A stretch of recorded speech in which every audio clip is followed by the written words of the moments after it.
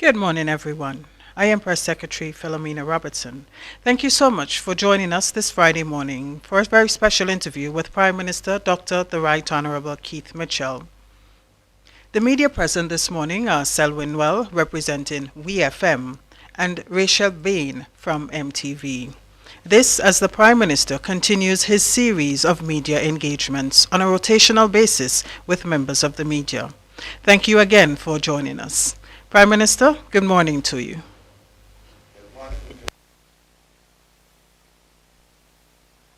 And of course, good morning to our representative media persons who are here with us today, and of course to all our listeners throughout the length and breadth of Grenada, Caricom, and Petit Martinique. As we did promise when we did the first search program that we'd have it on a regular basis and changing the personnel who are going to be actually on base with us. So I would like to make some opening remarks as it relates to some key issues of importance to the country. As we all are aware, the ability to confront and deal successfully with COVID-19 is one of the key issues confronting the country. Because no matter what else happens, if we do not have health, everything else is going to be secondary. Data on COVID-19, as been said, as you know, what's taking place right now is our ability to vaccinate the population. And I just want to point out the program has been going on pretty successfully in a general sense, with a little hitch here and there. With over from reports given to me this morning, 2,700 persons have now been officially vaccinated with the first dose of the vaccine. I also want to mention the vaccination program is ongoing in Caricom and Petit Martinique, and has been, from reports, been pretty successful in terms of the ability of the people. We'd also expect to have additional shipment of COVID-19 vaccine hopefully very soon. Efforts are being made at the recent heads of government meeting that we had by virtual means, and confirmed that, particularly in the case of the OECS, more vaccines are going to be arriving today, I understand, and Grenada should get from other members a portion that can meet some of our basic needs at this particular time. Government is also continuing its efforts to procure more additional vaccines population. The goal is to vaccinate at least 60% of the population. When that is achieved, I think we can basically say that we can basically go back to business as usual with a certain level of masking to continue for a little while. But we will be able to do a lot of things that we are not able to do at this particular time. The latest reports from the Ministry COVID-19 Secretariat is that we have no new active cases at this point in time, and that's extremely good news because it is telling us that we've done a relatively good job in controlling this virus in our country at this particular time. So that's an update on the COVID-19 situation. As far as the infrastructure, as I've said before, given the impact on the economy of the virus as it relates to key economic areas like tourism, and of course the impact on St. George's University, which is so important to the development of the country. The main area of opportunities for economic activity, for job creation, is in the construction area, and of course infrastructure is of course a highly correlated with, of course, construction activities in the country. So I just want to mention that a feasibility study has been on the Molyneux problem that we had there with the difficulties we experienced in the Western Main Road. That has been completed. And it was submitted to the CDB for approval, and it is currently being reviewed. Clearly, after this, the question of whether we attempt to build back the road at that particular area or whether we create a bypass. The latest information we have, it appears more leaning towards another bypass. Probably will cost too much money if we attempt to rebuild on the seaside at that section of Molyneux. But that a final decision will be made soon. I'm sure you've been hearing a lot about the St. John's River project at the River Road area. That project looks as it's getting ready to move. Designs have been completed. Public tender is currently ongoing, and the deadline for bids will be March 3rd.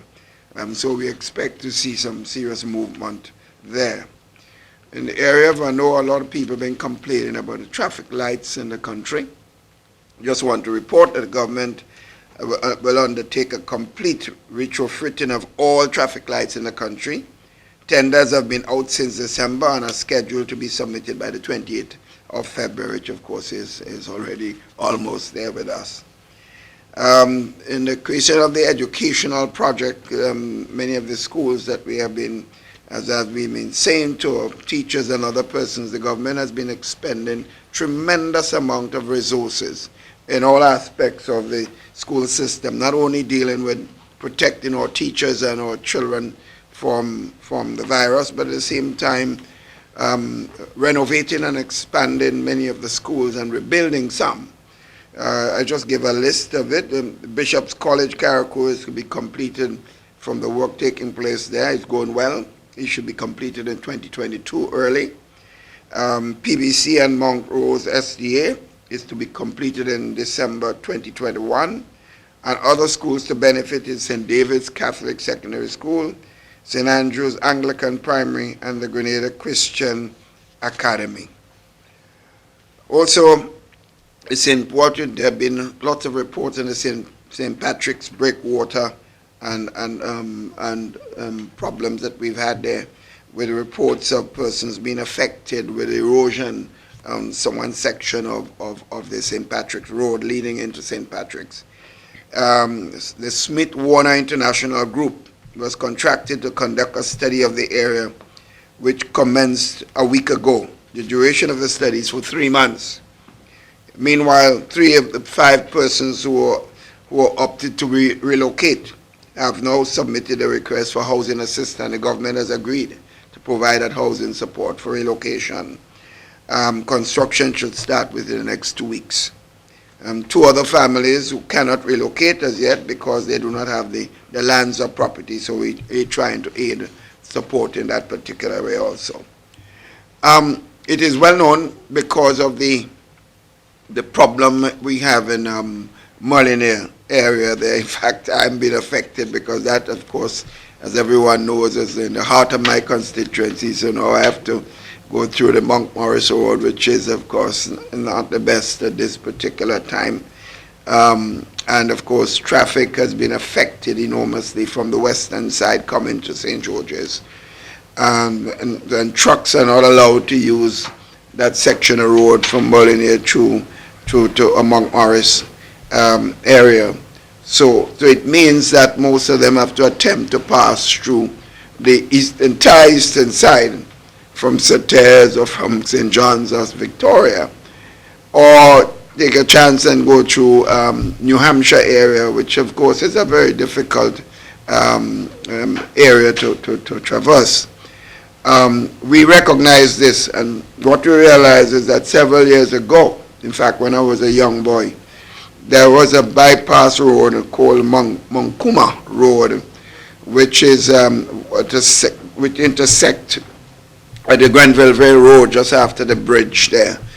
So when we looked at it and we realized if we are able to fix that road and to renovate it and rebuild it, it will make traffic situation much easier, because it will, then you can cut across that road, Grenville section there, and end up in Bolio area, which it means you don't have to go through that difficult traversing area to New Hampshire and to Constantine, and which of course itself has to be done soon under the feeder road project that we have announced lately. So that design on that work on that road has commenced, will commence in the next 2 weeks, and implementation will begin in the third quarter of this year. So certainly we hope before the 2022, we expect to have an alternative road which will make access to St. George's much easier, or access from St. George's to the western side much easier than it is at this particular time. The Grenville Commercial Complex, you know, that we've announced that where we'll have a major public building in Grenville to house all government offices and be able to rent spaces to private sector persons. That project is now, the design is completed, and construction should begin earnest in May 2021. The Simone Cultural Center, and all my brothers and sisters in Simone would be anxiously waiting for this. The design has been finalized and the tender document is now available. Construction should begin in May 2021. Well, in a sense that it's the right time, because let's face it, no serious cultural activities is taking place right now, and not expected to take place in this year. So when that whole cultural activities recommence in the country in 2022, we expect that Simone Cultural Center, one of the icon of cultural activities, will be ready for the people in St. Andrews and the country as a whole. So the Melody Puppetet semi-final, which constantly over the years used to be held, and I know Selwyn used to be part of that too, so would be there. So we also just quickly mentioned that the area of the youth activities, and we have mentioned before that the problem we've had with some of the Imani young people have been, thousands of them have been on the providing services, excellent services in many cases, not all, but most cases, to the country, and some of them have been on the Imani, so-called Imani definition for almost more than the 2 years that they were supposed to be training. At this point in time, the report I have is that 64% of these trainees are now being officially engaged. Those that came from 2013 to 2018, and that is batch 1 to batch 6, and they would already been transitioned to permanent status in serious position, not therefore earning salaries way beyond the $800 and $900 that they used to be getting consistently. Efforts also are now underway to ensure that the remaining 1,811 trainees will be transitioned similarly. So basically, just one other point I want to raise, in the tourism area, because I'm sure we are listening to what is taking place internationally. The UK Airlines have now reported that they will resume flights early in April, which coincide with the movement of some of the hotel activities, Sandals and others, to reopen in April of this year. And of course, all efforts have been made to put all systems in place to protect the country as far as the virus is concerned. And we must say that we're getting cooperation from the tourism sector at all levels. So, friends, I just want to make the point that this situation we are now facing involves the cooperation of all our citizens in the country. I've been stressing this over and over, and we also want to thank the press in general for the consistent reporting and the necessity to protect our country. As you know, we've been lauded regionally and internationally for having protected our country. We had one period of cluster when people got concerned, and we have brought it under control. And as you can see, comparatively speaking to countries in the region or outside, Grenada has been lauded as one of the countries that are performing reasonably well. So we must not drop our guard, so to speak, and we must ensure that priority is given to protecting the health of the population. On this note, therefore, I welcome again our friends in the media, and of course open now for any questions or comments, suggestions or ideas that you have, and any members of the public may send in, I assume, through their normal social media content. Thank you very much, Prime Minister, for that very informative bit of information there, setting the stage for this morning's press conference. I'm sure that Selwyn and Rachel have come armed with a multitude of questions. So Selwyn, we'll yield to the lady on the floor and allow Rachel to open bat, so to speak. Rachel? Good morning, sir. My first question is, you attended a 2-day virtual Caricom Heads of Government meeting this week. What is the outcome of that? That's one.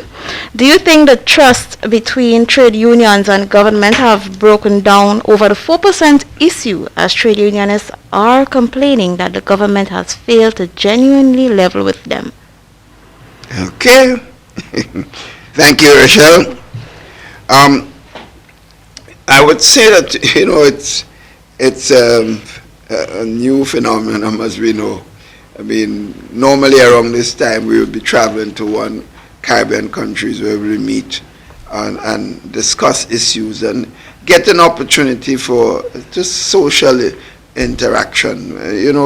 Like everything else here now, even in our own country, we all miss this. This we could do have all the discussions and attempt to solve all sorts of problems. But inability to watch each other and communicate and watch the eye contact and so on, we miss this. And similarly, I think the leaders expressed their view. But relatively speaking, we are able to go through a number of major issues and agree on some fundamental issues. Of course, the usual question of the implementation of the single market and economy, we're brought up to date on some of the issues of concern that we have to continue to work on. That was certainly done. Clearly, the issue of food security. Guyana presented a report. As you know, Guyana has tremendous potential to be able to produce food for the rest of the region, or for most part of the region. And specifically, Guyana brought up a serious proposal on how all countries in the region can join hands together and produce enough food to avoid us from importing a lot of stuff from outside, which are not as healthy as what we can produce here, under better healthy conditions and so on in the region. And it will save billions of dollars, because the food that the monies we're spending outside, they are hard currency for the entire region at this point in time. In fact, emphasis was placed in the question of poultry, but of course there are other areas, as I mentioned to colleague heads. We import in so much. In Grenada is over $11 million worth. I mean, when you look at this, that if we can produce, use a portion of that and create opportunity, we'll create some more jobs. But as you know, the question of the cost of feed and the cost of electricity is a major factor why we are not able to get our private sector and our manufacturing sector to produce more of our poultry. But that we had thorough discussion on this, and it was agreed that we need to move aggressively in meeting that fundamental needs. We also had formulation on the question of our approach towards tourism, revival of the tourism industry, how we can work together to ensure that we do not go it in piecemeal by individual countries solo, so to speak. So I think that is something. And in fact, when you looked at the whole question of COVID-19, the whole point was raised that we need to advance the question of how we can work closer together, because by doing so, let's face it, this is one little region. We're able to help each other more and be more effective as a collective body in protecting our population and of course controlling the virus, and be able to revive our economy regionally, and by implication our friends in the diaspora and others will feel more comfortable returning and giving support to the individual countries. So these are, I would say, some of the issues. We did discuss security issues, the need to advance using ICT. As I reported to them some of the concerns that I had, that we need to more aggressively pursue the question of the single ICT space, which of course would have aided our work on the production and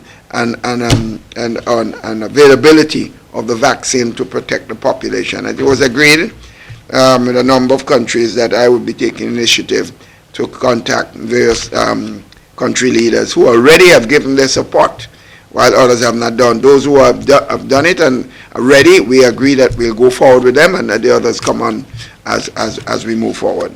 So I would say it was a highly successful meeting. We discussed the issue of Haiti and the problems there, the issue of the border issue with Belize and Guatemala, the issue of Guyana, issue of the Escopio region with Venezuela.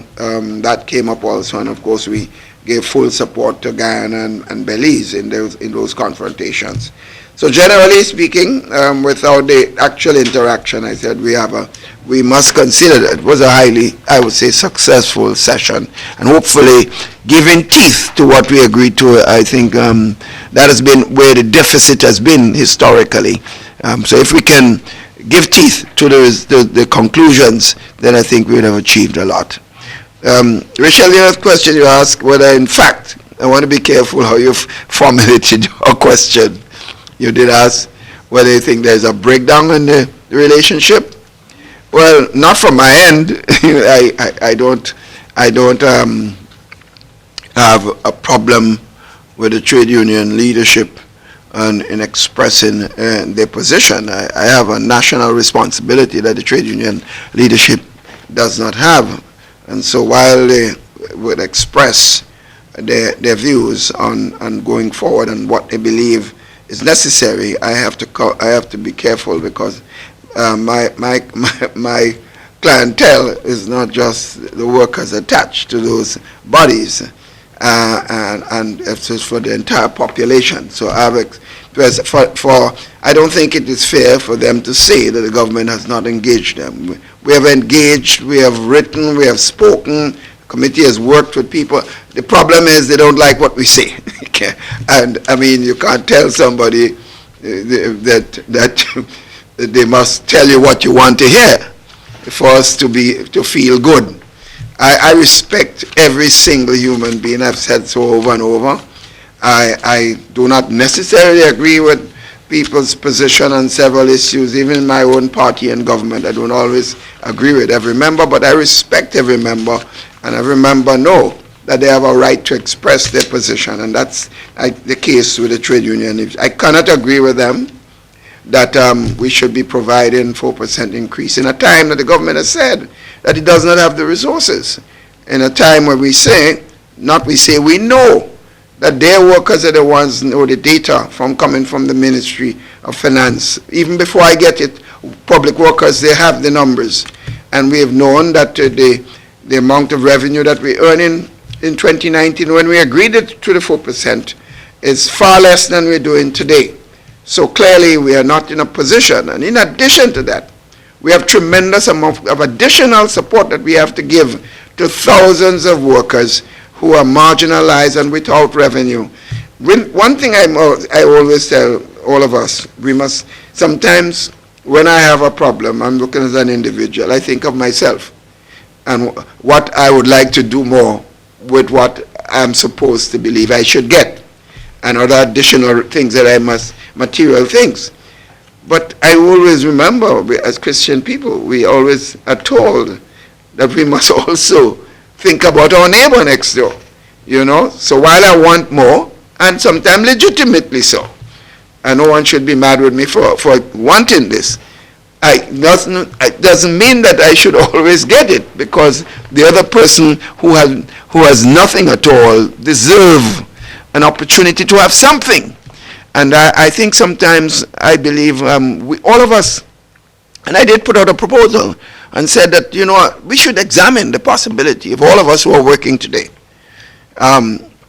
should look at giving something to a fund that is not going to be run by government, that will aid opportunities for those who have lost their jobs and who are in serious trouble financially, socially, and otherwise. I am telling you today, and I have told my friends in the trade union movement, the teachers and the public sector workers, every time I speak to them, I talk to them openly, like I do now, that, I have been in government for 34 years, right? This is 36 years, sorry. I have never seen the level of request for help coming from individual persons that I'm seeing today. I mean, people are coming to me that never came to me before. In my constituency, I see more demands, but don't forget. In fact, when some of my constituents come and say, don't forget, you are not my only constituency.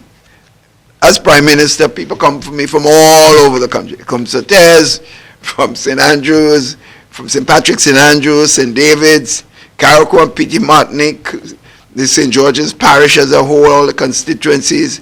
They come, St. John's, St. Mark's, and seeking help. And when I tell them the government not in a position, they tell me, well, what can I do for myself? I said, if I had, in fact, I told some of my friends, I do Zoom contact and communication with people. They go to my office and they go on Zoom and I talk to them.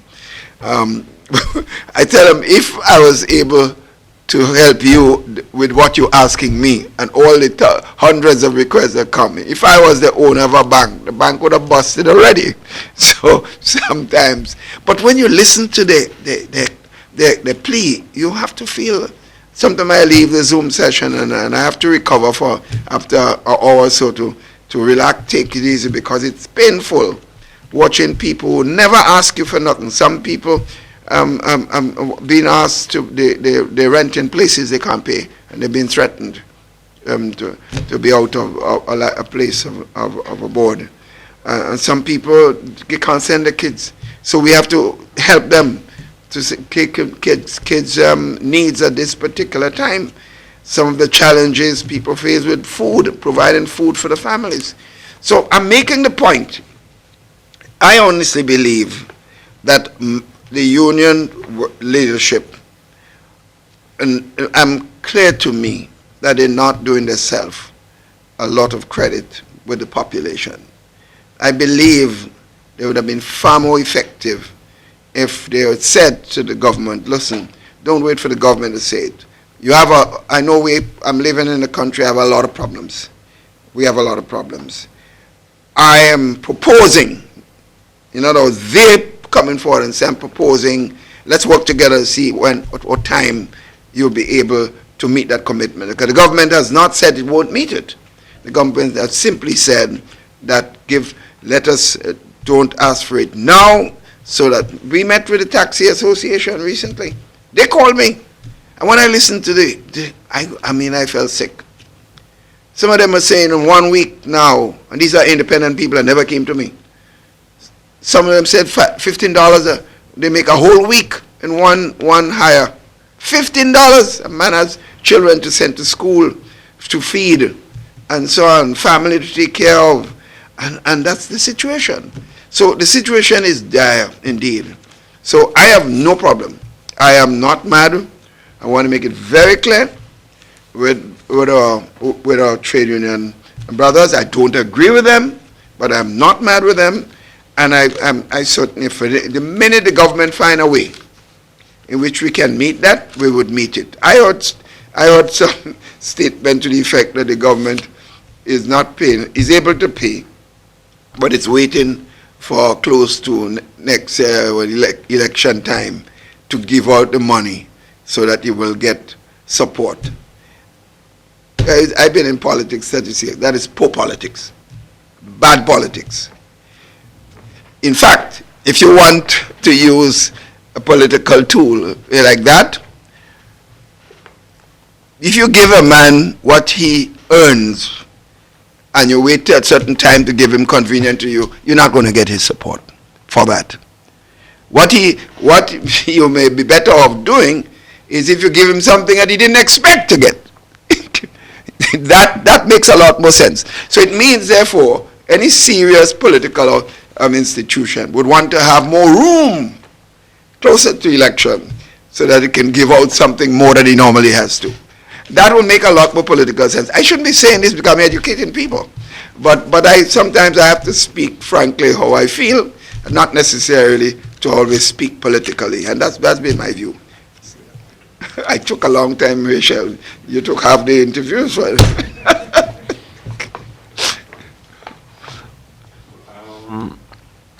I would like to get a little bit more on this Caricom thing. Yes, okay. Caricom is decades old, plus 4 decades old. The meeting this week, have you gotten the inclination that Caricom is really ready now to strengthen that integration movement? Based on the issues, COVID created that opportunity for us to reflect on what is to happen to this one Caribbean family, this closeness that you just mentioned. It hasn't been happening because we, all different people, all different cultures, and probably the leaders go in meetings, they agree on certain things, and when they reach back in their own domestic space, based on the circumstances, things turn topsy-turvy. And we go back the next year, confronting the same issue, agreeing on actually the same thing, and no movement. I think the Caribbean people want to see more. Cricket has told us this. Cricket in particular has told us this, because that is one area that we all seem to cling together. And UWI, education, UWI, yes, success there. Now, Seren, you're almost speaking for me in that sense. I raised it at the heads meeting that as someone who has been the longest serving person, I'm the only leader at the session there that was there from in 95. Ralph came in after. So he's the second oldest head in terms of time to start the regional head meeting. So I said to them, you know, I've seen this play over and over. We speak a lot. We've taken some very useful positions on regional issues and agree. But sometimes we go back home and we see completely different results from our initiative and actions. And we have to stop that. You know, I always make the point. Sometimes when we believe we're achieving something individually by taking a solo position, in the end I believe we ourselves would have done better, maybe in the medium term and long term. Maybe the short term gain may not necessarily always meant that the medium term gain is going to be helped. I feel sometimes if we take that action together, in the end, collectively we'll be better off as a region, and I also believe individually we'll be better off. But that sort of initial boldness and courage to suffer a little bit in some cases for the bigger good in the medium term and long term, I think it's a key issue. I think members have to come to terms that has been a sore problem. So your point you're making is clearly understood, and I have consistently made it. I made it again, and with the ICT program, we have agreed that ICT and the single space, ICT space, is crucial for the success of the region. But each of us going alone, it's going to cost us a lot more, and our people will not benefit in the optimal way. If the region go together, why should we have to pay rates differently for telephone services and internet services and so on? We're going from one country to the next in the region. The Great America landscape is thousands of miles apart in different areas, but they don't have, I mean, come on. They don't have to pay the big difference in internet coverage. And why are we doing that to ourselves? and so I think the point is being made, and that's why we agreed at this meeting that, for example, ICT that I am leading, we agreed, those of us who are ready and following the initiative and taking steps what we asked them to do, we should start and go ahead. Don't wait for the rest. And then the rest will come on accordingly. You outlined a number of projects there as it relates to getting things back on track, construction, which we're depending on largely. The COVID is here. It's upon us. So far, for the past 3 weeks, we could say, somewhat monitoring and doing the surveillance necessary to keep Grenada clean, COVID-free, so to speak. Have we drawn up any program where there's going to be a timeline so that these gatherings we're talking about here, the movement of tradesmen and women going to these construction sites to work, the actual movement of the economy through this exercise, have we drawn up any timeline as to when we can approach this? Because, we're still restricted to do certain things. As a matter of fact, hearing from persons, especially with the curfew, the movement of the time from 1 to another, 12 now to 4, do we see any room for relaxation of that so that we can get extra movement? I don't think there's much activity taking place from 12 midnight to 4 o'clock as far as construction activity is concerned. So I don't think construction has been inhibited to any extent from what is taking place now. There's an established protocol. So I see scores of workers coming from the countryside into St. George's and vice versa, depending on where the project exists, being moved under certain level of protocol, not always keeping with the level that we want. But I've been seeing it, and to me, we encourage it as much as possible.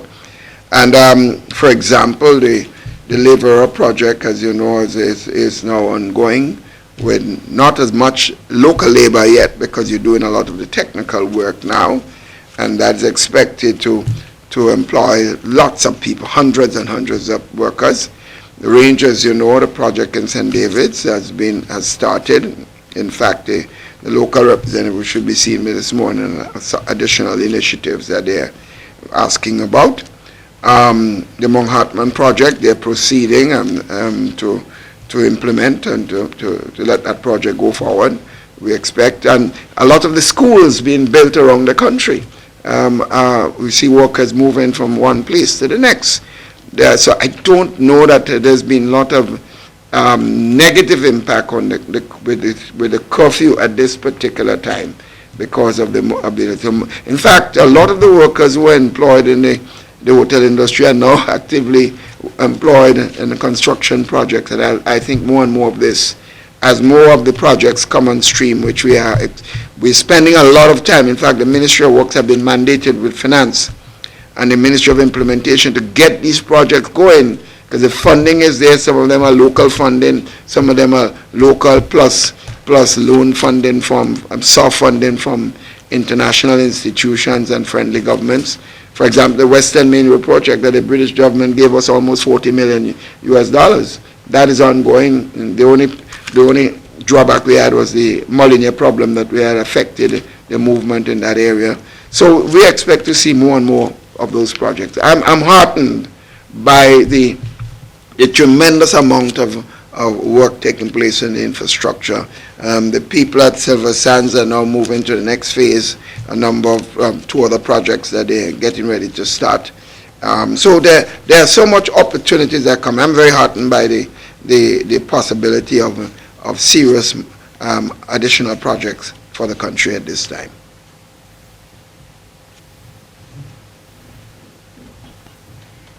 The Prime Minister, still with the unions. The government You represent the union innovation. the government said it cannot pay the 4%. First, the government said it's asking for a deferral, right? And then it said, okay, yes, we can pay, but by the end of 2021. Given the projected huge budget deficit. How will it be able to do that? No, well, we didn't make an absolute commitment. They asked us about when you think. We said, if things go well and the economy recover. For example, let's assume that we were able to vaccinate the population and we got a herd mentality thing in place so that we won't be infecting each other. Then we could go back to business as usual by maybe October, September, some place like that. That's projections. It means that we might see an uptick with the tourism sector moving part again. With St. George's University coming back, a lot of the apartment buildings are empty. You know how much revenue that were being lost, how much jobs are being lost. If that comes back on stream, and we start getting back the revenues that we used to have, then we can start to, maybe not pay out all, but we can start to pay.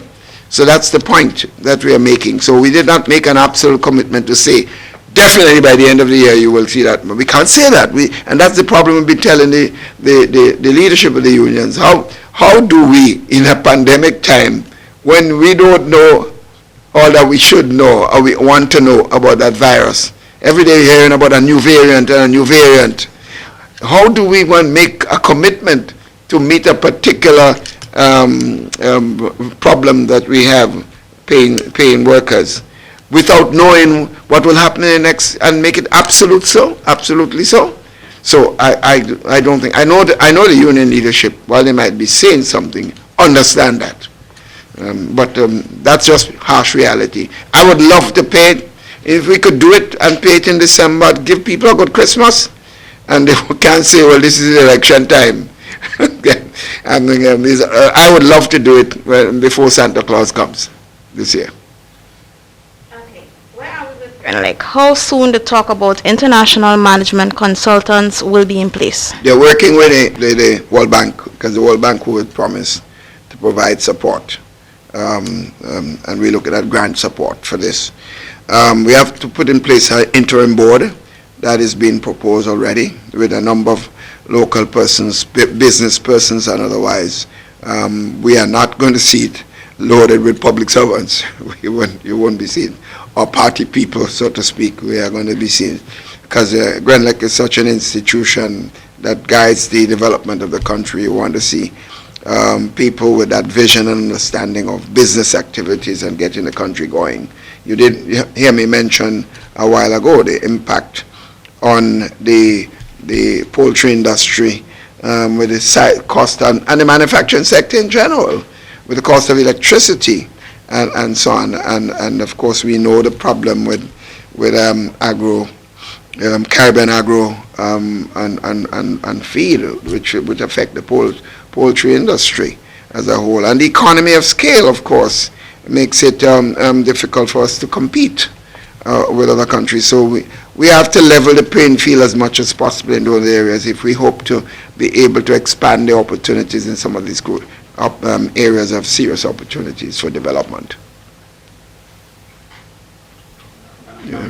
The manufacturing sector, as you just Yes. mentioned, as it relates to the debilitating factors that, are you satisfied that Grenadians on the whole are inclined to manufacturing? I'm quite clear they are, but we have to be practical. The fact is, when you look at this, you want to set up a manufacturing operation to produce, say, fruits, juices, as an example. Most of them will tell you, with all their good intention, they're producing quality stuff. But the cost of production is the problem. The cost of some of the materials sometimes is higher than what they would want. But more so, the cost of electricity. And some of the hotels that have been seeing real trouble in the country has a lot to do. The price of electricity has been so large that it makes it difficult for them to make profit. And a man is not in business just because he wants to be in business. He wants to be in business. He has to profit because he invested his resources and he expect to get something from it. So I'm convinced that they will.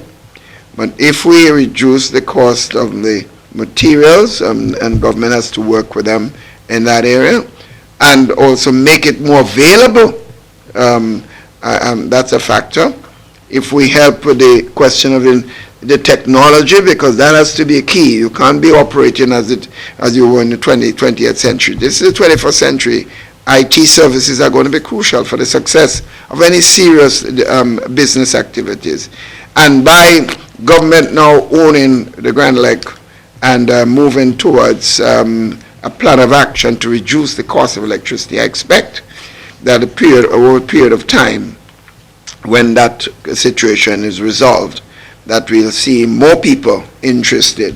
So I believe, Telvin, to answer your question, I believe more people are definitely interested in manufacturing activities, but the end product, which is profit, has been the serious mitigating factor. I want to talk about one of the areas that you love, and cricket. Yeah.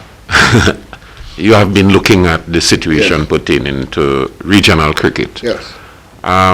There was the situation where the team went to Bangladesh, and some juniors did well. Yes.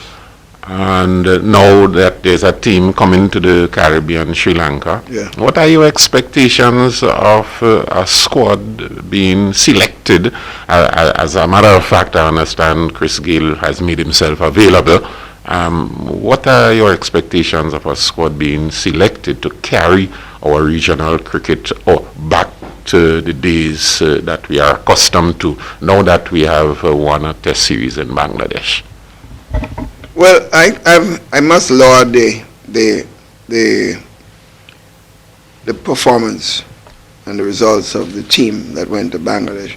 I personally did not have much hope that they will be able to compete seriously with the Bangladesh team in any of the competition, and more so at the test level. I really did not expect it, and you must give the members who were given an opportunity with the fact that many of the top members did not make themselves available. You have to give them a lot of credit, and therefore the Western selectors will have to be very careful in going forward. If these members went out there and pulled together and made the necessary sacrifice and commitment and produced, and if you then turn around and with a new situation now we face with Sri Lanka coming, and drop some of those persons who perform very well, and in favor of some people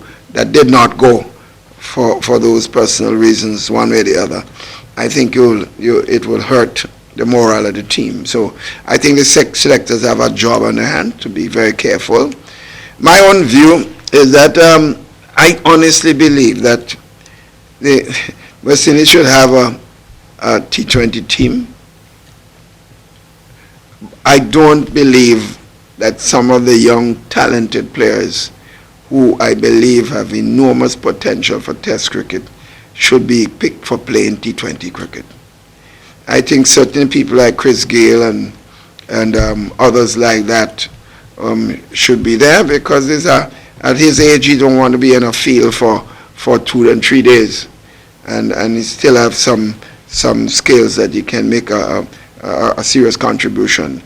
I see 1 or 2 persons. A Pollard, for example, could be on a T20 and a one-day team, and so on, and even possible Test cricket. But I don't see many players that should be crossing those boundaries.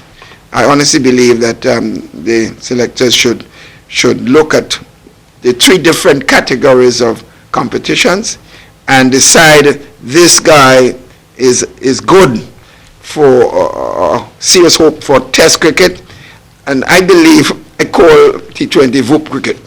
And while I like the entertainment, I don't believe that's the quality of cricket I love to see and sit and watch home on television and otherwise. So I certainly don't like the idea of the Hetmeyers and the Porans and them playing this level of cricket. I believe these guys have enormous talent. Maybe a one-day team and Test cricket. And I believe that the selectors need to look. I'm not a selector, but I'm given a armchair position that where I sit, a view as I see it as somebody who loves the game and see it as I see it. How do you comment on the Winward's performance?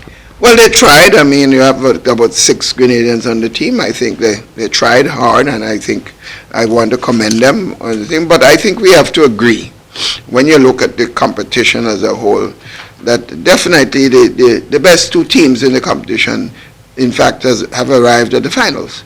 I think you have to agree that Guyana and Trinidad and Tobago definitely, on performance and watching the quality of performance, I think we have to agree, while cricket has its uncertainties, that there were certain results. If you are going to bet on the final 2 teams in the competition, I think you certainly would have bet that Guyana and Trinidad and Tobago would be in the finals, and I think this is what we have. So I look forward to watching the game tomorrow. Okay, what is the exact management system that is in place now at Green Lake, and who is actually administering it right now? The old management is still in place. Nothing has changed. The ownership is the one that has changed, but certainly we've said that we want to manage the situation properly. The gentleman who is Mr. Kova is still the manager in the company, and the whole structure remains the accountants and everybody there. So that's the present situation. We're not rushing, but we're putting systems in place properly. The Grand Lake is too important for us to make haphazard decision on just because we have been able to buy over the company at this majority shares at least. One has to be careful. We did promise the nation this, and we're doing precisely this. So anything we do, we will do it carefully, with a clear understanding of the impact on electricity services and the development in the country as a whole. Okay, when will Grenadians interested in buying shares in the new Grand Lake be able to do so? There will be, we have an announcement to that effect when the terms of reference of all these things are done. The new board members have taken, the permanent board members, right now you have an interim board, interim chairman. When that happens, the country will be informed, and the people who are interested in buying shares, and you have to decide what the value of the shares that you're asking people to buy at. All these would be made public. Okay, so now we're into the Mount Hartman project. Yes. Given all the many failed attempts to develop the area and the controversies, do you understand why many people have skepticism about yet another idea to develop the area? Well, I have my skepticism too, so not them alone. But I feel relatively confident that the people there, they have already invested an enormous sum. Government has received some serious monies, at least $20 million already in cash in the bank for the sale of the land. We expect another $35 million US in the not too distant future. So there, I would not invest that level of money and not meet, because if they invest and did not perform, they would tend to lose this resources, because they have not owned the land yet until they made the complete payment. So, and a number of activities are ongoing. A lot of engineering work, survey work has been, a lot of money has been spent there by the developers, and we have confidence that based on the research we have done and with the individuals, that they do have the resources by the persons involved to meet the responsibility. But there are lots of things that you dot the I's and cross the T's. So you would not actually see a lot of construction activities overnight in Mount Hartman, but we are moving step by step to implement this project. So yes, people have a right to be skeptical. As I said, I myself, we knew about this activity and possibility for about a year and a half now. We didn't say a word, simply because we ourselves felt that we couldn't continue making announcements and statements about Mount Hartman project and later on to find out that the people were not serious. We didn't have the resources to implement what they said they were going to do. Okay. What lessons have government learned from the previous failed attempts? You mean failed attempt? Well, The lesson clearly is to probably talk less, say less before, and actually see boots on the ground and see money in the bank first. Maybe that's the lesson we could learn from this. Because we've done the research in all the cases, checked other persons for their credibility in each of those cases. And I think the thing we had not done is to check to see whether the money is in the bank, so to speak, and they start putting boots on the ground before we make any such announcement. So that's a lesson which we would have learned. If you have another Mount Hartman related question, we'll stay with you. If not, we'll go over to Selwyn. You have one more Mount Hartman? Okay, go right ahead. Okay, so we understand that the UN agency has recommended that government ensures it preserve a sanctuary there. And it does not fall victim to the development.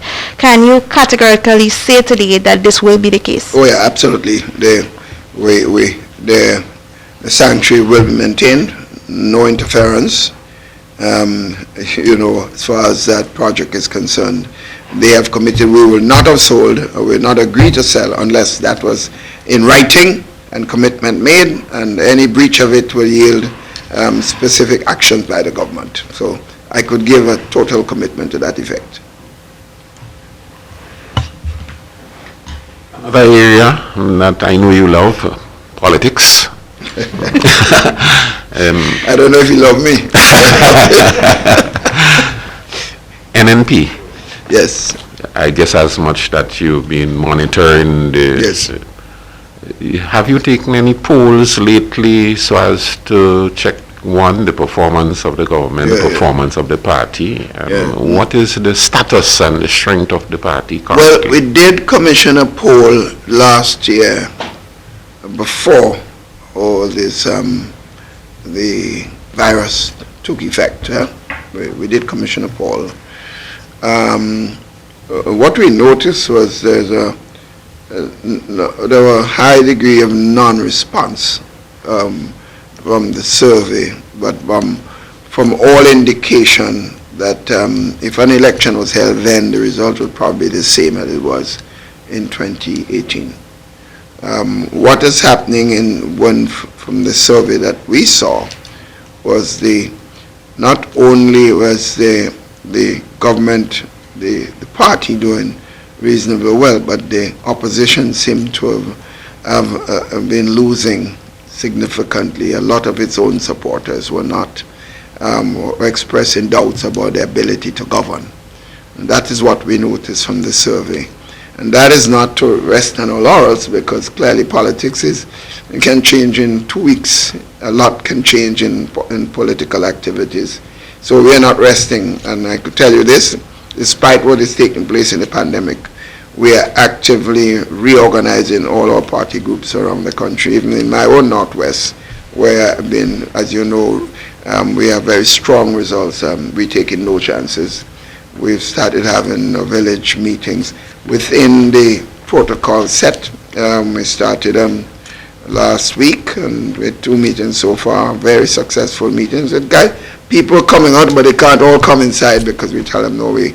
And they all come with their masks, and they ask questions. They ask about the union negotiations, the state of play of the COVID-19 and other opportunities for job creation in the country. So from next week, for example, every day, having one village meeting, and then we have our constituency branch the following week to put in place the new executive, and every constituency has been mandated to do precisely this. So we as Northwest St. George is leading by example. Can we expect the same slate going forward in the next election? It's obvious that there will be changes. Clearly that I think it is known that certainly, Northeast St. George's, there will be a new candidate going forward in Northeast. Mr. Tobias made his own decisions, and for what it's worth. And certainly in the case of St. Patrick's West, Brother Anthony Boson has announced that he's not going to be putting himself forward. So the party is moving, and there may be other changes coming forward too. How you see see the opposition challenges against your party now? Well, I think I expressed that position a while ago. You see, Selwyn, and I think that's just the problem I think we face in this country. I have always advocated for two viable political parties in the country, but the NDC is making itself not being seen as a serious opposition in terms of its behavior and attitude. You cannot be making statements against everything that appears to have benefit for the country just because the NNP started it or initiated it. They have never taken a nationalistic position on issues that are valuable to the country. I don't know, but you can't tell me. I would like them to tell me one national issue that this government has initiated in all its years being in office, not just this period, in which the NDC have come out and applaud the government. Not one single issue. Everyone they oppose and everyone turned out later to prove to be the correct decision. Therefore, we have benefited and they've lost.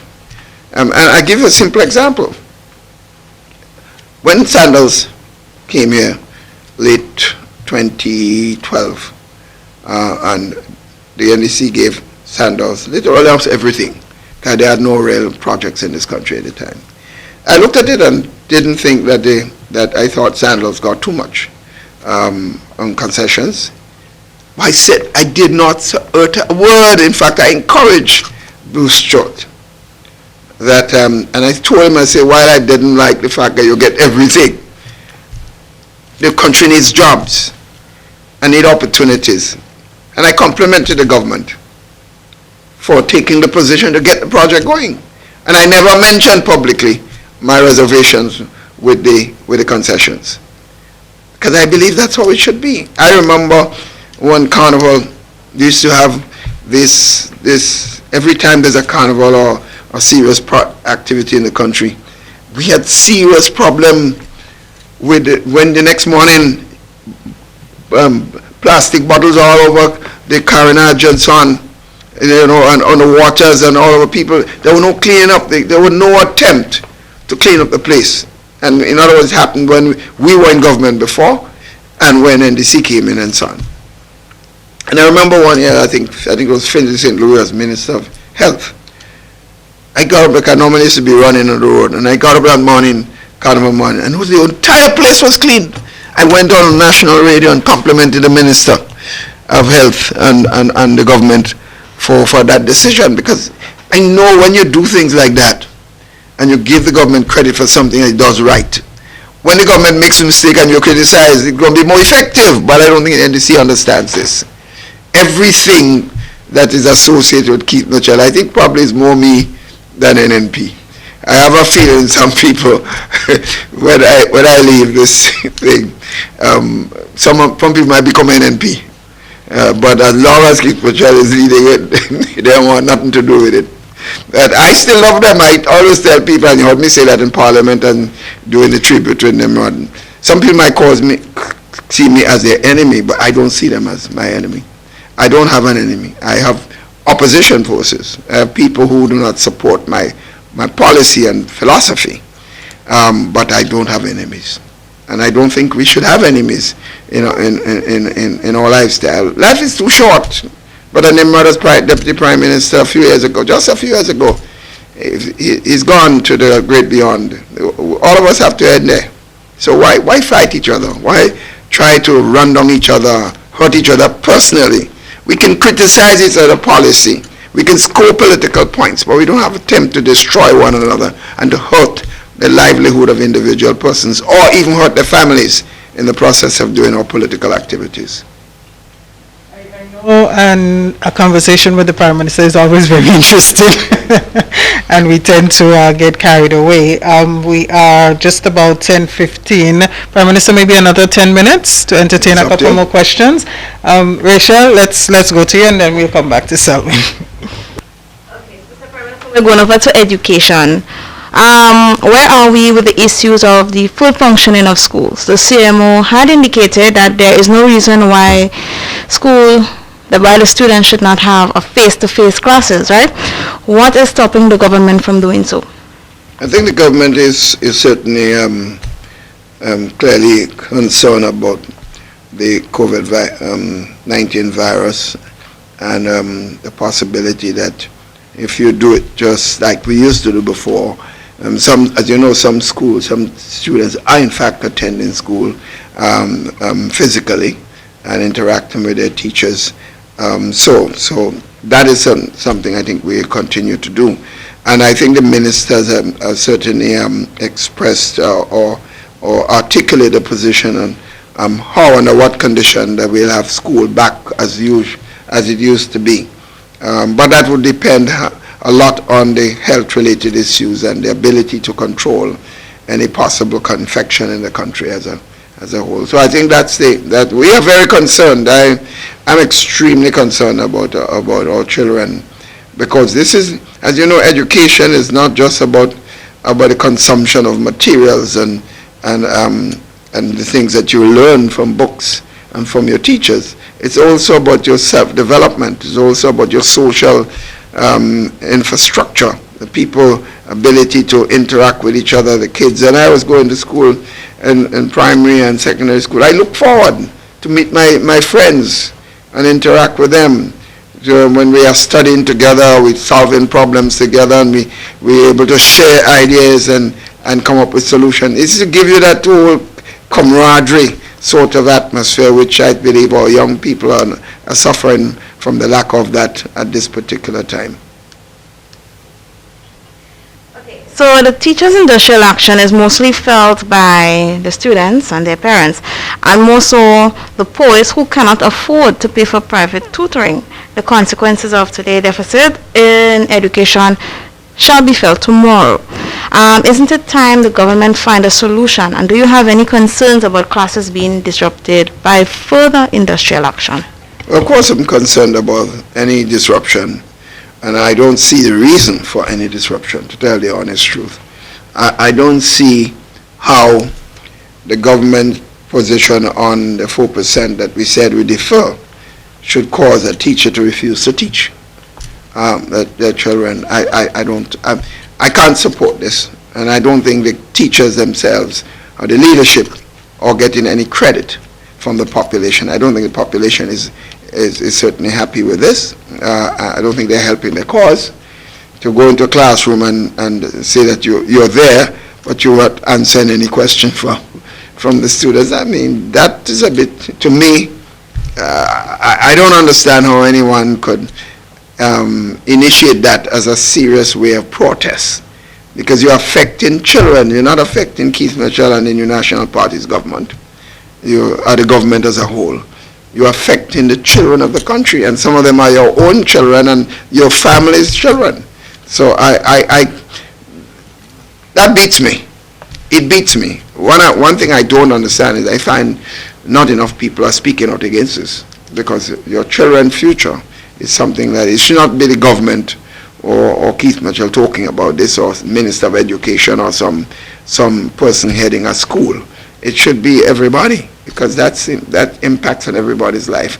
I hope and pray that situation will end sooner than later.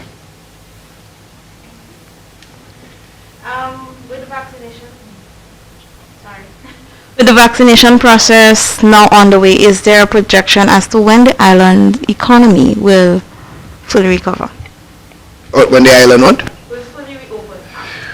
Well, as I said before, and remember my opening piece, with the vaccination process ongoing, as we get, if we are able, you know, I did my first vaccination, and on the 26th of March, I'll have the second, which means based on the research and scientific information, I should be protected from 90% or more protection from any infection. And if we can achieve this by September, October, with a vaccination program throughout the country, and I said, if you're able to vaccinate 60% of the population, that methodology should yield a sort of implication that we can go back to business as usual to some extent. Well, we still probably wearing a mask in some cases, because it means that the virus could still be around to some extent. But will give us a certain immune aspects for as far as infection is concerned going forward. So I think that should be the formula. Should we accomplish that by around July, sign for the Well, carnival? I think it would be a mistake, even if we are able to get that. I don't see how we'll be able to achieve 60% vaccination by July. But even if, I think it's a mistake to go and have a mass event, because you still have 40% of the people who will not have been vaccinated. I don't think it's a smart thing. I think we have announced already that we won't encourage. We recommending that there will be no formal carnival this year, and we asked the Ministry of Culture to meet with the various stakeholders and see what can be done to aid the pain, because many people lived and operated by their livelihood by cultural activities. What can we do, like what we have done now for the Taxi Association? What can we do for the cultural artists and other people involved who live by the cultural activities in the country? What can we do to help them? All this is, that's why we say to the teachers and our public workers, we have to help all these people too. We can't talk. The hotel workers, we have to help the Taxi Association, those who are working in the cruise ship industry are doing extremely well, and I know hotel industry now, they're out there without a dollar. We have to help them. And some of them are in difficulties. And so that's why I think we should be going. Okay? That was your final question. You can get one more. Probably I think you did right with the same for the rest. I'm sure you can. So it has certainly been a very interesting conversation this morning. I'm sure you'd agree, Prime Minister. Thank you so much for joining us. Any final closing thoughts or comments you'd want to leave with the reporters here and, of course, all listening and viewing public? I enjoy this session. I much prefer this type of interaction with our media person than just sitting in for and reading a speech or speaking to. I prefer this because I get an opportunity to give what is coming off of my chest, so to speak, with less diplomacy involved. And therefore, Rachel, I enjoy your questions, particularly as we lead to our union brothers and sisters, and I think this is good. So I'm looking forward to the continuation of this sort of interaction with the members of the press and the public as a whole.